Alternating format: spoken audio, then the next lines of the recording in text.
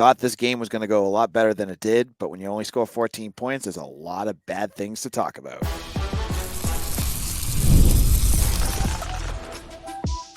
You are Locked On Boston College, your daily podcast on the Boston College Eagles. Part of the Locked On Podcast Network, your team every day. Hello, everyone, and welcome. This is Locked On Boston College, your team every day. I'm your host, AJ Black. Today's episode is brought to you by Game Time. Download the Game Time app, create an account, and use code Locked On College for $20 off your first purchase. So this is our reaction episode. If you want my full recap, you can go back to the Locked On Boston postcast. But I am on today with Mitchell Wolf to talk about BC's 24-14 loss to Virginia. Boston College was up 14-0 in this game and then watched their lead dwindle as seemingly the entire game just went completely off the rails in the second half. Mitch, let's start talking about this. Yeah, weird game. Not often you see 24 unanswered points, and it's even rare that you see that and you end up winning if it's the other team scoring those points. So, there's a lot of blame to go around. There's the saying that success has many fathers, but failure is an orphan. I get it means more about who gets the credit or the blame, but in this case, I think the failure has many fathers, and that a lot of things went wrong for BC that I think it's unfair to specifically blame any of them as the sole or even majority cause of the reason why they lost this game. Yeah, I mean, you started the game off really hot.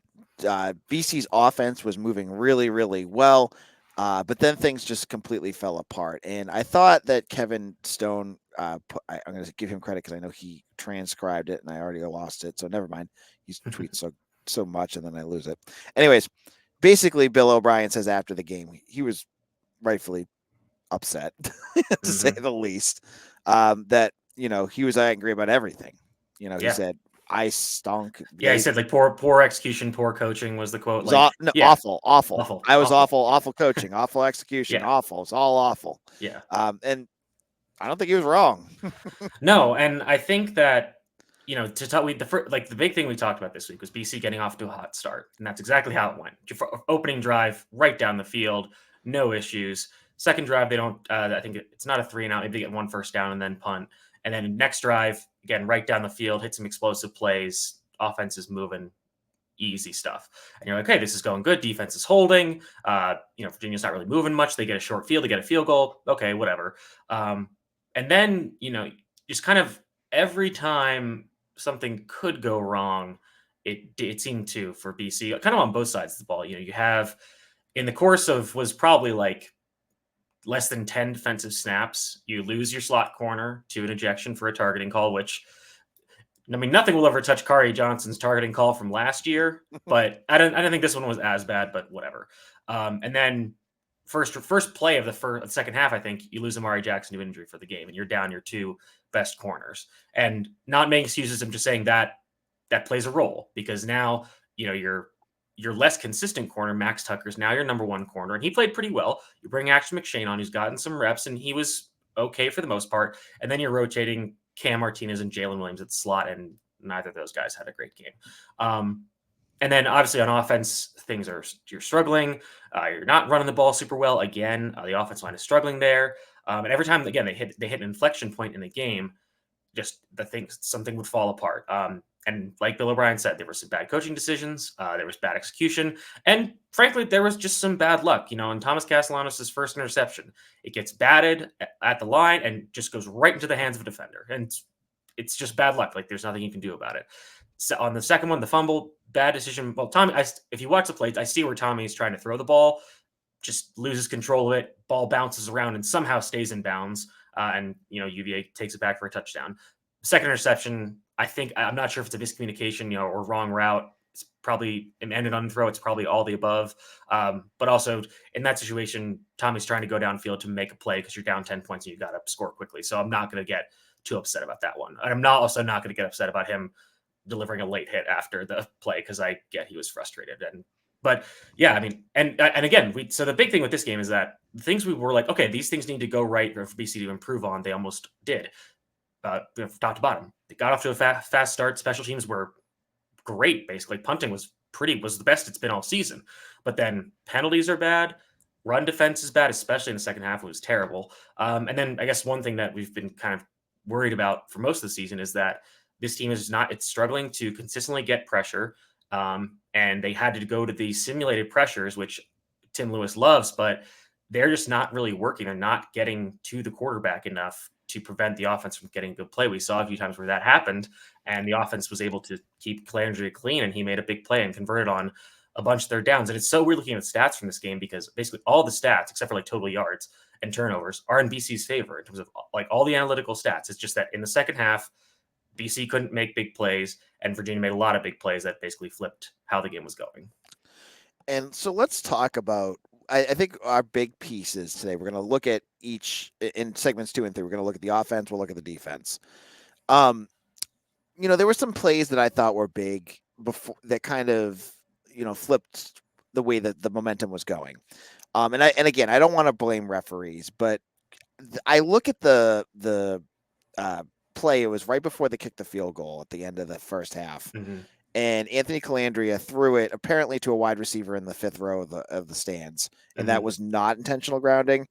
I thought that was a big what the hell moment, but and especially because the only reason that they were in a position to kick a field goal was because of a illegal hands to the face penalty on Cedarius McConnell, which when you watch the replay, they slow it down so it looks like he's like throttling him, and if you watch it in real time, it's like a split second. And then Zach, that advances them on a thing. I think on a previous play, that was a throwaway. And like you said, like that's intentional grounding because Anthony Calandria scrambles to his right, comes back to his left. When he throws it away, he's back in the tackle box. So I agree with you. That should have been intentional grounding. The holding they called on Jack Conley late in the game where Thomas Castellanos scrambled for like 30 yards. I saw 5 to 10 holds that were worse than that by Virginia, and I think they had one holding call the whole day. Meanwhile, Donovan Zaraki was getting mugged every other play. And also, I might need to check the rules in this, but he is like just getting blocked in the back at least 2 or 3 times a game where he beats an offensive lineman so bad that he goes by them and they just shove him down from behind him. Like, I guess this isn't a penalty because it's never getting called, but it just looks ridiculous. And again, like there was enough problems in this game with BC that, referees aren't the main issue and they're never the main issue, but a lot, like you said, a lot of inflection points where it's like, this changes things. This changes how the game is going to go.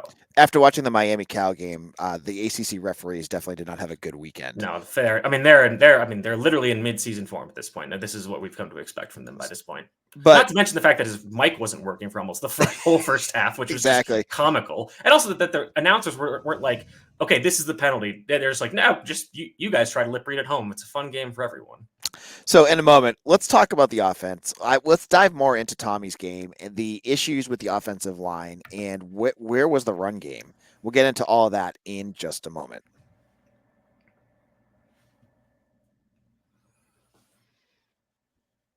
When you're hiring for your small business, you want to find quality professionals that are right for the job. That's why you have to check out LinkedIn Jobs. LinkedIn Jobs has the tools to help you find the right professionals for your team faster and for free. LinkedIn isn't just a job board. LinkedIn helps you hire professionals you can't find anywhere else, even those who aren't actually searching for a new job but might be open to the perfect role. In a given month, over 70% of LinkedIn users don't visit other job sites. So if you're not looking on LinkedIn, you're looking in the wrong place. LinkedIn knows that small businesses are wearing so many hats and don't have the time or resources to hire. And they're going to help you out. Over 2.5 million businesses use LinkedIn for hiring. So check out LinkedIn.com. Post your job for free at LinkedIn.com/LockedOnCollege. That's LinkedIn.com/LockedOnCollege to post your job for free. Terms and conditions apply. This is Locked On Boston College. AJ Black of Eagle Insider, joined here with Mitchell Wolf of Eagle Insider, and we are talking about Saturday's 24-14 loss to Virginia that drops Boston College to 4-2. Hopefully, all of you out there have not thrown yourself off the Tobin Bridge yet. I see a lot of folks really going from, as I tweeted out, to treating Bill O'Brien as the savior of this program to I saw someone on my message board calling him Jeff Hafley 2.0. People need to breathe. Go touch grass. It's okay. But that's college football. This is what it is. This is the fun of this. It's, you go from this to what Vanderbilt is dealing with the joy of beating Alabama. That should prove that like any team can get, well, it's not as much the case in college, but mostly in conference, anybody can get anybody, Yep. and it's not a perfect game where, the stats are like this, the stats, perfectly tell it out. And that's kind of what happened. So let's look at this offense, because I think that's the biggest gripe people have, and I get it, because it's painful. It's been painful to watch. I know you've had some issues with play calling in the past, but what are some of the things in this game that stood out to you and the issues that they were having, especially basically from quarter 2 on? Yeah, again, just weird how, and this is something we talked about, is having the scripted plays at the beginning where you have these 15 to 20 plays, written out. It's okay, this is what we're going to do. And then once you get past that, you kind of have to go to the rest of the sheet and, not like make it up as you go, but you're not just following a plan and you're being more situational.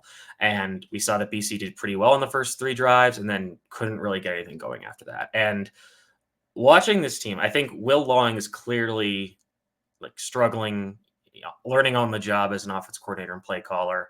Um, just some ones where it's like, I just don't really get what we're trying to do here. The pat screen game is still bad. And the player usage, I just don't understand why guys like Jonathan Montague's true freshman converted from quarterback, and Luke McLaughlin was out there for 1 snap. It's like, I know that guys like Dino Tomlin and Jaden Shake McGowan and Jerron Bradley are better than these players, and they command actual respect. Like, they command the defense to actually acknowledge their presence.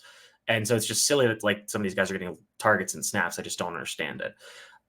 But I think that the biggest problem with this offense, so it's not necessarily a coaching thing, but the offensive line is not playing well enough. They are not sustaining, especially in the run game, they are not sustaining their blocks long enough, not getting enough push. And this goes across like any scheme they're running.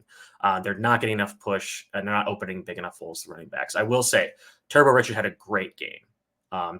Didn't have as many opportunities. They're still kind of cycling the backs.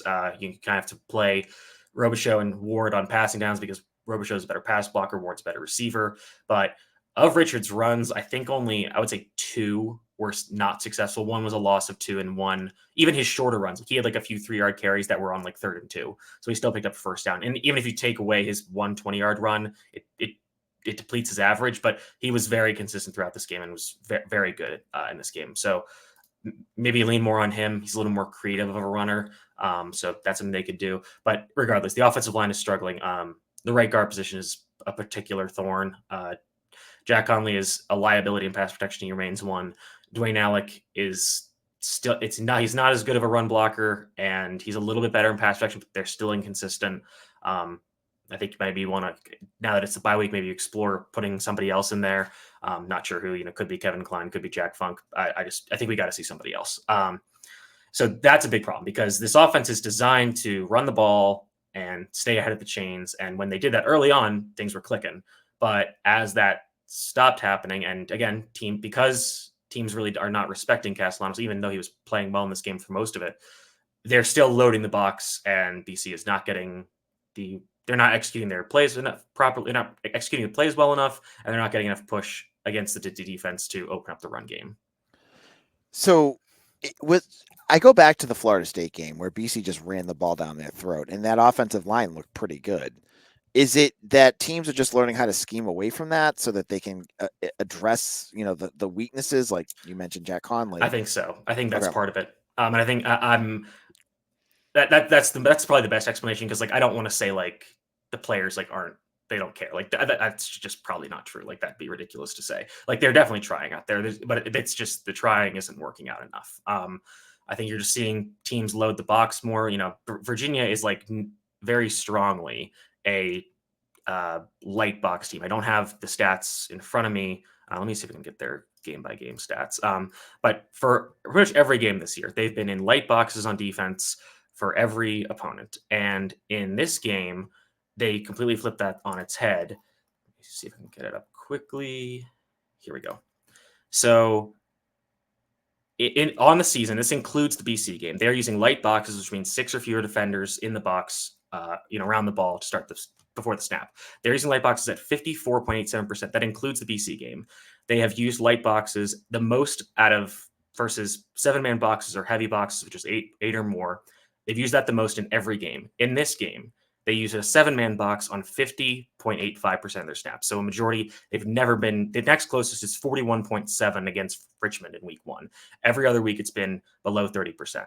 So they just put more players in the box to stop the run, and they were successful in doing that because, BC wasn't executing well enough. I think that's something we talked about, trying to use more true 11 personnel with 3 wide receivers to spread out the defense is one way to do it. Using Reed Harris as this hybrid player is interesting, but he's just not a good enough blocker at the point of attack where you can rely on him to do that. And when he's on the field, I think teams are basically just treating it as a run. He's a tight end, so we're going to, play this like the run. And he did have that one great catch on the rollout where Tommy lost his shoe, which was cool. But again, that part of the offense is really what's, I think, creating a lot of problems for the rest of it. Now, looking at Tommy, I think he's been also a hot topic too. And, we've seen him be successful. We've also seen him struggle. He clearly had an off game. And did he? He completed his first 11 passes. True. He was really good. And that's what was frustrating for me is we can't forget that he started this game off awesome. And even towards the end, had some dime throws to the sidelines on some out routes and comebacks. Still had some good throws over the middle, finding Lewis Bond. There's still good stuff there. And there's the plays that he didn't make. I'm not they were bad plays, the turnovers, we talked about. They're kind of bad bounces, but the mistakes he's making, I think, are not anywhere near the problems he was having last year, where he just would not see a defender and throw it over the middle and it'd be a very dumb interception. I think, and we were talking about this before the show, is that I think because of what Bill O'Brien's trying to teach him and develop him as a quarterback, we're not seeing that element of creativity as a scrambler. I am also thinking that for some reason he's just slower this year. I don't know why. Maybe they asked him to put on some extra weight so he could take hits this year. Maybe he has a bit of a lingering injury that is sapping his speed. I don't know. I'm just guessing. But he just doesn't look like he has the same speed, which is a problem in the design running game for him, obviously. And then on scrambles, we saw him get tracked down a bunch in this game. And it's not Virginia is, we saw him do pretty well against a Florida State team that has a ton of great athletes on defense. We saw him do it a little bit against Missouri. He was still able to get away from some guys. And for some reason, Virginia was just tracking him down almost with no problem. So that's part of it. And which we were talking about before the show is that because he's trying to be a better passer, he's not kind of being as quick to scramble in most situations, which there are times when the scrambling is probably the best opportunity. The one I was telling you about was the 3rd and 1 near the end of the game where they threw the ball and they kind of threw it deep. And if you watch the film, he has this wide open rushing lane and it's only 3rd and 1 and nobody's there in the pass rush, in the box. He gets that first down, no problem. And instead he tries to throw downfield and it's a good throw, but it's incomplete just because the defender has good coverage. So some of the plays that I've watched with Tommy this year and it's hard to say because things move so fast in the option game, with the RPOs and everything. And there are times where I'm not sure that was the best decision, but I'm not going to get too mad about that because it's hard to, see through his helmet and feel what's going on. So I leave that a bit alone, but some of the ones I'm just maybe you should have given it off or kept it or thrown it there, so I've had some problems with that. But, I think, again, of the problems on this offense, I think Thomas Castellanos is one of the least of their worries. Okay. We'll have to talk more about this at another point. We don't have a game this week, so Mitch and I can talk more about what changes need to happen the second half of the season on an episode later this week. So we'll get into that later. Now, in a moment, we'll talk about the defense. Some folks are happy about how they played. I'm not a hater on them at all. I think they actually played pretty well. And others are feeling that it's going pretty well. We'll talk about what that looked like and our thoughts on the defense in just a moment. Now, Game Time is your place to go if you want to get yourself tickets. I love going to concerts, movies, theaters, everything. If it gets me out of my house and away from my kids, I love it. So Game Time has a feature called Game Time Picks. My wife will kill me if she heard me say that. Game Time has a new feature called Game Time Picks. It makes getting tickets to your live events even easier. Game Time Picks filters out the fluff to show your incredible deals on great seats so you don't have to waste time searching through thousands of tickets. So all you got to do, if you go to Game Time, you can find your seats, toggle and find the ones that look the best. Make sure you get your best price guaranteed, and you are set. Download the Game Time app, create an account, and use code LOCKEDONCollege for $20 off your first purchase. Terms apply. Again, create an account and redeem code LOCKEDONCOLLEGE for $20 off. Download Game Time today. What time is it? It's game time. This is Locked On Boston College, AJ Black. And we're wrapping things up here with Mitchell Wolf, talking about the 24-14 loss to Virginia. Has this changed your outlook for this season? A little bit. And it's not just this game itself. I think that it's just that there's been issues with this team on both sides, well, in all three phases, let's be honest, that are just still not being solved yet. And thus I'm kind of going more closer to my preseason prediction, which was more in the 5-7, 6-6 range, because we're not seeing that progression in certain areas. And until they get fixed and get consistently fixed, then, I don't think there's any reason to, be super optimistic about, and maybe not, we're not projecting this team to like go on and do insanely crazy great things that we might have been projecting a few weeks ago. Yeah. And you look at the schedule coming up and it's all of a sudden a lot harder. You get two top 25. It's been a very, very roller coaster ride with the schedule. It went from being super hard to being easiest in the world. And now it's back to being hard again. Because you got SMU and Pitt, who are both ranked, and Louisville is a borderline ranked team. And so it's going to get tough. But let's talk about this defense. As you said earlier, they let up how many? 17 points. And it was bend, don't break again. And when your offense is clicking, that's great. When how many Bill Belichick, Tom Brady offenses were bend, don't break, and they were fine. When your offense isn't doing much, those points start to kind of rack up, and then all of a sudden you're losing a game. What are your thoughts on how Tim Lewis did out there with his defense and BC's performance on the defensive side of the ball? So allowing 17 points in a football game is winning football. Scoring 14 points in a football game is not winning football. The offense's inability to get anything going in the second half is, I would say, more what lost BC this game. And their turnovers and issues with that gave Virginia good field position and allowed them to capitalize with some explosive plays. For the most part, defense in the first half, again, only allowed 6 points. One of them was that last drive of the half, which was kind of aided by penalties and such. And then the other one was a drive got started at the 43-yard line because of a penalty on the kickoff. So they had a short field again. And BC was stuffing the run very easily. Calandria wasn't doing a lot. They flashed up that second drive like, oh, Virginia finally gets on the board. And they went 39 yards in 14 plays. So it's like they were just slogging to get anywhere. And then the second half, and again, we talked about losing Curry Johnson and Amari Jackson and how that plays a role. You saw them really just do well on converting third and longs, which is just backbreaking for a defense. And to the defense's credit, when they got into the red zone, they did a very good job of holding them to field goals. Virginia didn't score any touchdowns in the red zone. The one came on the long pass to Malachi Fields, who was on a true freshman corner, who was, thrust into action. And it was a great throw by Calandrians. And he's going to have some good throws, and Malachi Fields is a really good receiver. So that's going to happen sometimes. There's not a lot you can do about it. And for the most part, before that, I thought they did a pretty good job of limiting Fields. Like, he wasn't killing them by any means. But the biggest problem with this defense in this game was the run game. In that, in the second half, Virginia transitioned to using a lot more downhill runs, a lot more inside zone, some duo, where they were just running right at the BC defense, not trying to run their outside zone to get around the edge, which BC was doing a really good job of penetrating and stopping them. But when they started those duo downhill inside zone runs, they were just getting a ton of push to get it, just blasting BC back. And BC, again, was using pretty light boxes in this game because they wanted to keep defenders back, play zone, and not allow Virginia to have explosive passing plays. And that kind of hurt the run defense because first of all, BC's defense was just out there so much that guys were getting tired. So you have guys like Cam Horsley who are just getting gassed from playing so much, and they're just starting to get a push. So the ball would be snapped, and a second after, by the time the running back has the ball, the two defensive tackles are 2 yards down the field, and there's multiple holes open. And Kobe Pace had a really good game in the second half. His ability to run through contact was huge. So that really buckled the defense, especially down the stretch in the final few drives, because Virginia was just able to lean on a pretty tired defense that kept having to go out there because the offense wasn't able to do anything.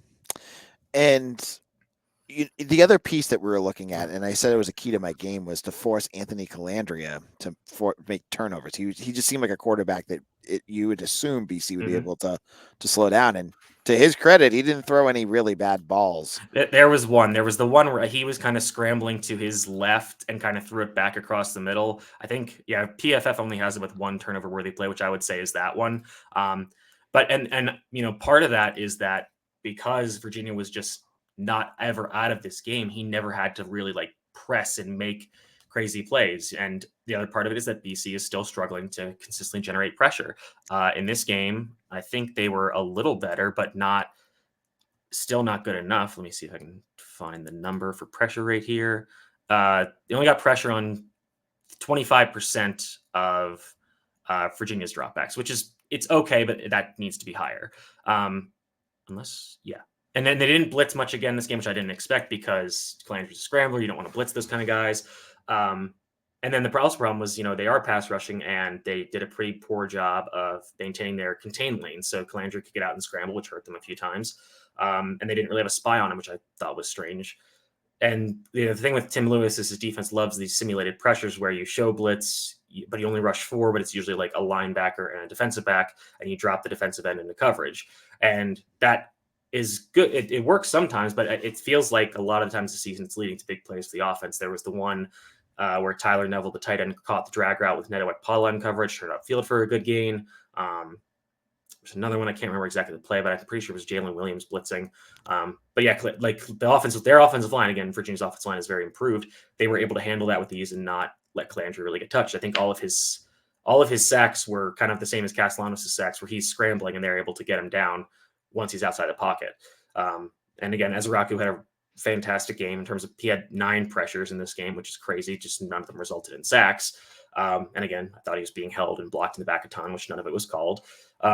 So a lot of these issues that we're seeing are still ever present. I do think that, this defense probably needs to get more turnovers for it to be successful, but with their ability, they're consistently able to turn offenses away, or at least limit them to field goals in the red zone, which is huge. KB Price had that awesome play on 4th and goal where he, broke on the ball and forced an incompletion.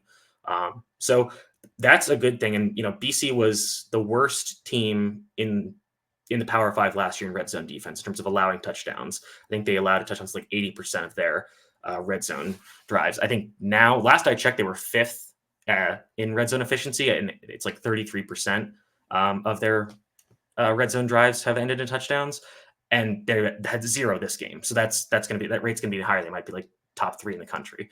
So that's a good part of this defense, but their just inability to get pressure on the quarterback is really hurting them, because then you're asking your secondary, who now is banged up. Well, maybe just Mari Jackson, but at least it's a little thin there. And you see, like, when a guy like Cameron Martinez comes in, like, he gets beat by that out route by the tight end and then can't tackle him because he's so small. So I think the general philosophy of this defense is pretty sound. It's just now some of there's just execution mistakes. You had a few coverage busts here and there in this game again.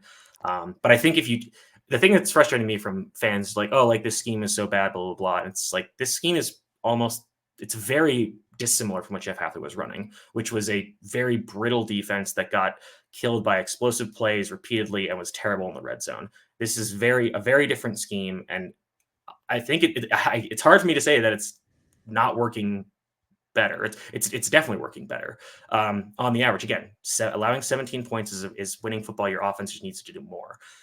So I'm not too mad about the defense overall. There's some things they got to clean up, and if they are going to continue to struggle against the run like they did in this game, that is a huge problem, because they have been so great against the run up until this game. So that's something to monitor.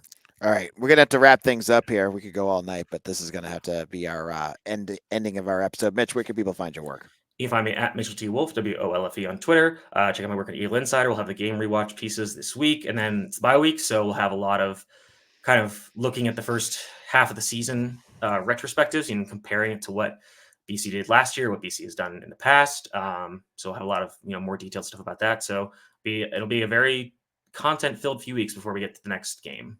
Yeah, there's no vacation for us this week. We're still working hard on the site. So please check out our work over at Eagle Insider. You can check me out at AJ Black 247 on Twitter. I'll be back again tomorrow. If you have not already looked up at the Locked On Boston postcast, it's so funny after a loss. It's like you guys don't even want to listen to it, but it's there if you want to hear it. Check that out. And I'll be back again tomorrow. I'm going to talk more about Thomas Castellanos. Hopefully I'll dig out some info to talk about where the differences we've seen between this year and last year. I'll be there to talk all about that. Thank you all so much. And for Mitch, this is AJ. We'll see you all again tomorrow for another episode of Locked On Boston College, your team every day.